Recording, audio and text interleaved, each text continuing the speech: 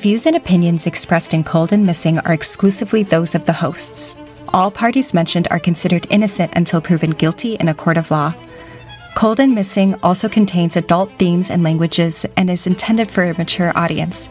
Listener discretion is advised.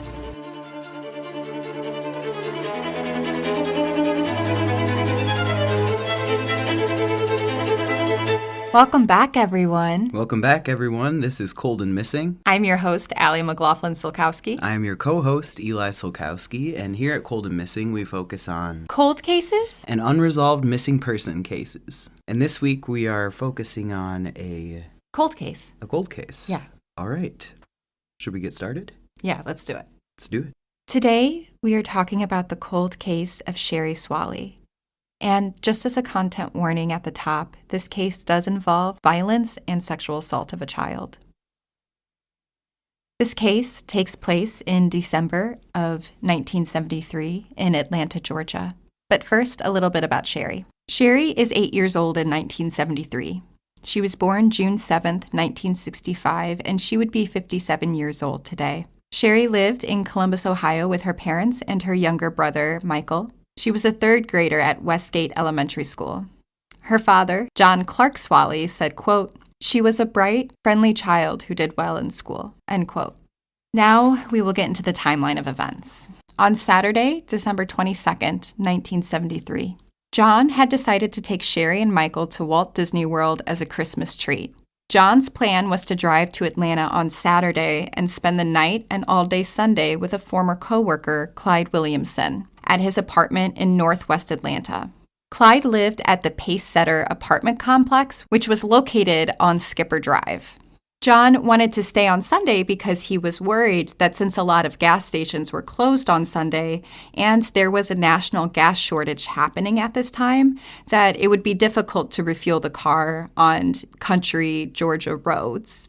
And he didn't want to run the risk of running out of gas with his kids in the car.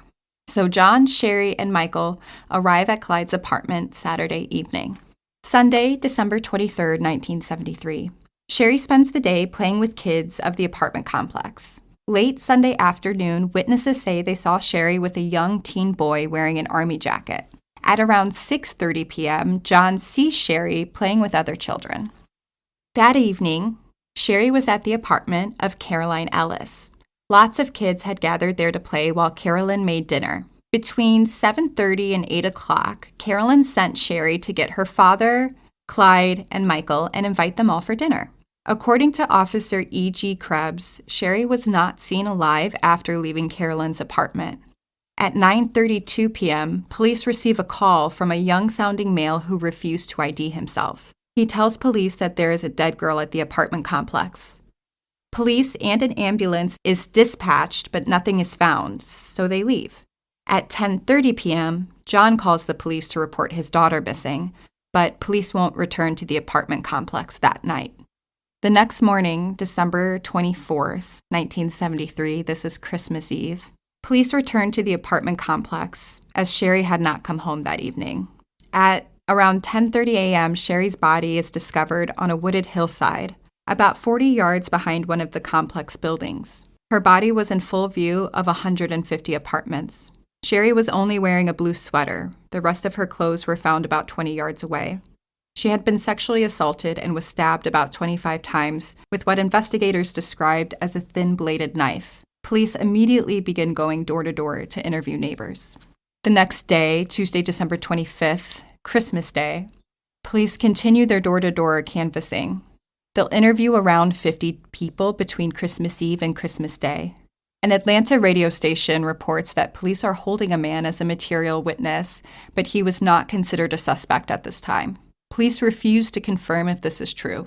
Detective S.T. Hinshaw says, quote, "We are questioning people with any knowledge, but we don't have any suspects," end quote. Residents of the apartment complex are worried as this is the 5th murder in 9 months. On March 26, 1973, 2 adult sisters were found handcuffed and shot to death inside their apartment.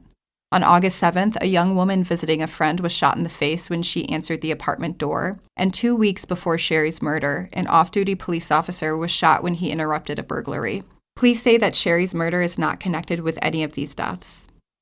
On Wednesday, December 26, 1973, police say that Sherri's body had been moved. They say that she was killed in the woods, but then later moved about 70 feet to a more visible spot.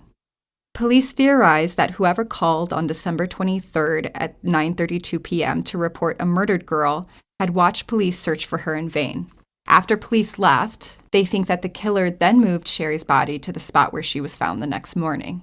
On Saturday, December 29th, Sherri's funeral is held at 11 a.m. at the Jerry Spears Funeral Home in Columbus, Ohio. And then 3 weeks after Sherri's death, on January 14th, 1974, a fifth-grade girl, Patricia Ann Walker, is found murdered in a wooded area behind her school. This is about 3 miles from where Sherri was murdered. The manner of death is different. Patricia died from compression injuries to the neck, but circumstances are similar. Patricia was sent by her mother to a neighbor's apartment to grab a couple cans of beer. When she failed to return, her mother called the cops, and they found 2 full beer cans on the sidewalk where she would have had to pass. An investigator who refused to be named said that the murders were similar to each other and that the force used on the victims indicated, quote, a deranged mind or a pathological condition induced by drugs, end quote. Eventually, a 15-year-old boy will be charged in Patricia's death. He'll never be named an official suspect in Sherri's case. No one has ever been named an official suspect in Sherri's case. And that is actually all the information I could find on Sherri's death. There hasn't been any updates since 1974 that I could find. So if you know anything about the murder of Sherri Swalley in December of 1973, please call the Atlanta Police Department at 404-614-6544, or to remain anonymous, you can call Crime Stoppers at 404-577-8477. And the sources for today's podcast come from the Fort Worth Star-Telegram, the Greenville News, the Times Recorder, the Newark Advocate, the Tampa Tribune, Dayton Daily News, the Daily Advocate, Tyler Morning Telegraph, the Marion Star, the Galleon Inquirer, and the Atlanta Constitution. So that is the case of Sherri Swalley. Yeah, so what do you think happened? Because it seems like there's an overwhelming amount of evidence, so I don't really understand what went wrong there. Yeah, well, I'm interested in the thread about the teenage boy, just because witnesses put her with a young teen earlier in the day, and then the 911 call was by a younger sounding male, so I put that as a teen as well. And something about watching the police search for the body and then going back to move it to a more visible space, like, there's just something that seems like very juvenile overall about the case. But on the same token, I feel like if things were done correctly in 1973, if, the chain of command is correct and they were able to save evidence, that this would be a case that could be solved with today's technology, or at least move it forward if not solved. So you think that just no one has requested that? Or they just can't do it or won't do it? Yeah, I mean, it just doesn't seem like this case was ever worked again. Outside of the few weeks surrounding it, I couldn't find any updates. And it seems, since Sherri was from Columbus, Ohio, and not from Atlanta, there was no pressure on the Atlanta police to solve it. There was no family there requesting updates. There was nobody there to put pressure on them. And they didn't vote in Atlanta elections. So it just seems like they didn't care to solve it. Or there was no pressure to solve it. So it got put to the back burner. And now here we are in 2023 and it's still not solved. I'm sure a lot of our listeners are familiar with the Atlanta child murders. And this case would have happened. They put the Atlanta child murders starting at 79. So this would be a few years beforehand. And Sherri doesn't really fit the profile of those at all. But I just wanted to put that out there, that this is a few years before that, just because it might come to the mind of some of our listeners. Yeah, I mean, even when I Googled her name, there were so many, like, missing and murdered children from all walks of life that popped up during that time period. Like, just typing in her first name, there were so many other pictures and names from, like, 1970 to 1980 of just a lot of old or missing cases of specifically children, I mean. Yeah, it was before Amber Alerts were created and really before technology that assisted in police departments of being able to, like, talk to each other and communicate with each other and be quick to share information about a missing child. Yeah. And when they could, they didn't want to because politically, like, it mattered so much at the time because there wasn't the internet. So, like, local support of what you were trying to do, I think, mattered like significantly more because word of mouth, like, was the way. You know? And I think most cities, like, don't necessarily want a missing and murdered case connected to their, like, physical location, really. So if it's a case that can be forgotten about or swept under the rug, it seems like that's something that happens with, like, political motive, I mean. Yeah. I mean, why publicize on, the year anniversary, the 2-year anniversary of an unsolved child murder if nobody's asking about it? Yeah. I think where I'm getting my thought process from is from, watching Mindhunter, which is a dramatization of, or at least season 2, Atlanta's Missing and Murdered, and there was so much political stuff that I learned that I didn't understand, when I first took interest in true crime, specifically marginalized people in true crime. I had zero awareness around political influences, and it's sad that that's even a factor when a child has been, brutally discarded in this way. That's the thing, is, like, it seemed like so many of the clues were there, like how I'm just echoing you, I guess. It's like, it seems like there were a lot of arrows and evidence, and the fact that her body was there. And a child walking around then, even with, like, a younger looking adult, like a teen, like a young girl walking around with an older boy, wouldn't have looked as odd back then as it would now. Like, I would immediately notice that, especially if anything looked off. And I know you would too.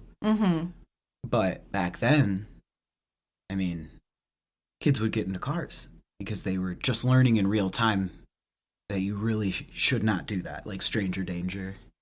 I think I guess I'm just affirming myself in, yes, there is a lot of evidence, but even if people saw them walking around and saw what he looked like, the descriptor, like your brain wouldn't pull to fill in the details because it wouldn't have looked odd, even though it's maybe evidence walking right in front of you. Right. So I guess I'm speaking to the time, because right now I'm saying, how is this not solved? But I want to make space for the fact that maybe, of course, it wasn't at the time.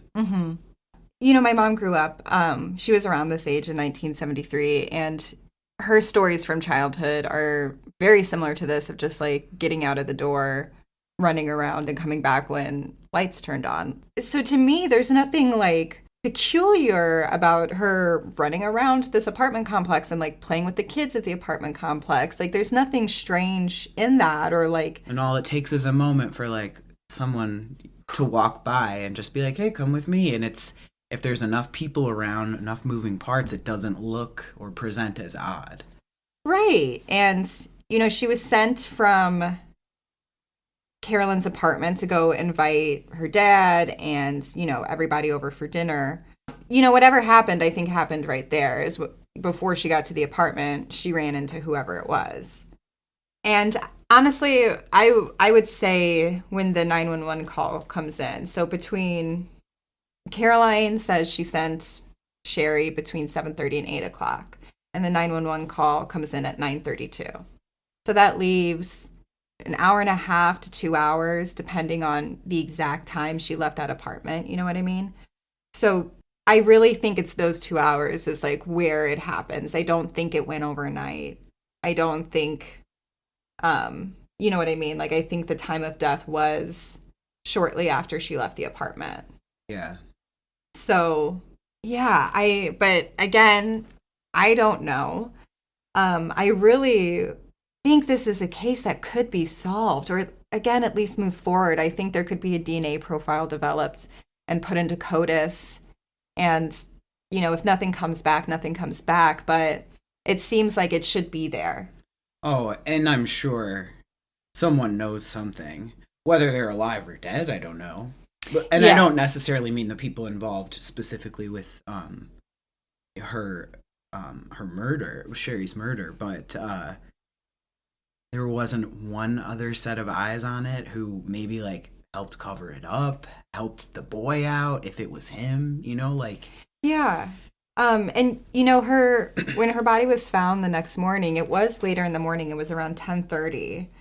And granted, it was Christmas Eve, so people are usually, you know, not on their usual schedules that day anyway. Yeah. You know, things were usually a little disrupted. But according to all the newspaper reports, she was within view of 150 apartments. So it's like somebody saw something. Yeah. Yeah, like just statistically, how is it? Right. It's like too probable that someone saw something. Somebody had to have seen Unless something. everyone was gone, you know. I don't know. And I mean, and we know that they weren't, because police were able to talk to around 50 people between Christmas Eve and Christmas Day. So people were there. Yeah. And again, that time period, people are like, not my business, not my problem. Right. Like if you see even like people, you don't necessarily see that it's a child, but you see like a tussle, even like if it's like not your family, you are taught to like, that's not your business. Yeah. So yeah, even if you did notice something, it's like maybe. So again, if you know anything about what happened to Sherri Swalley in December of 1973, please call the Atlanta PD at 404-614-6544. Or to remain anonymous, you can call Crime Stoppers at 404-577-8477. Because again, this is solvable. It feels like it's right there. And if we just went back and looked at it, applied today's technology, Yeah. if not solved, it could be punted forward. I think that's a sports term. Punting? It's in football, yeah. But does it move it forward? Yeah, it's like when the kicker kicks the ball and it goes through the goalpost and they're like, goal, you know? Yeah. So that works here. Yeah. Take it. Okay. We will be posting some photos of Sherri. A listener of ours that is very dedicated was so great this week and helped us in some of our research. So I just want to give a shout out to Hannah, who is in Columbus, Ohio, who was able to look some things up for us, which was so helpful. Yeah. So thank you so much if you're listening.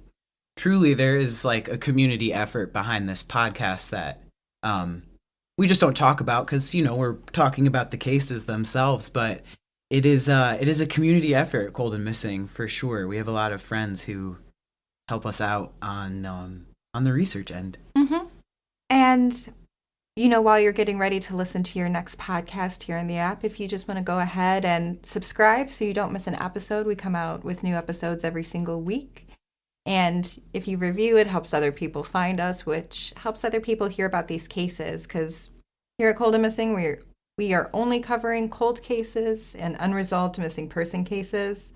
So we want as many people to hear these stories and to get these names back out there as much as possible. So thank you if you've already done that. I really appreciate you.